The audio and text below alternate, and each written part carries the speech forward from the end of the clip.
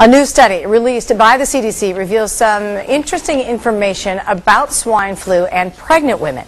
CNN medical correspondent Elizabeth Cohen is here now to explain. So tell us first, Elizabeth, what's in the report? What they found in the report is that pregnant women are more likely to get complications from swine flu than people who aren't pregnant. Let's take a look at some numbers. These are very revealing. They found that pregnant women infected with H1N1 are 4 times as likely to be hospitalized as people who aren't pregnant. And when you look at deaths, the numbers are, it's a little bit scary.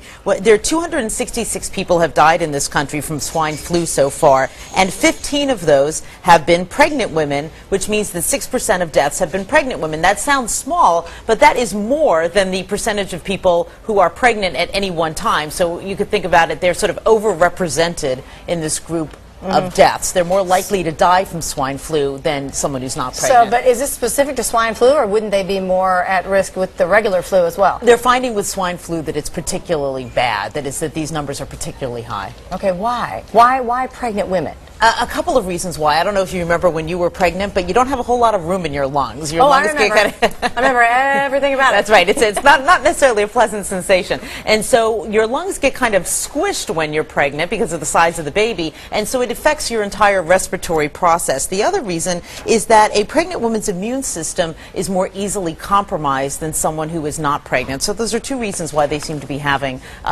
this reaction to swine flu. Okay, so where do we stand on the vaccine now? Because we've been talking about that for a while. We have, and so they're still hoping that it'll come out in October. And since when it first comes out, they may not have enough for everyone who wants one, and so they'll have to prioritize. And we're told that pregnant women will be on the list of people who have high priority, along with people with immune problems, people with other kinds of diseases. But pregnant women will be right up there on at the top of the list. Are they going to want it?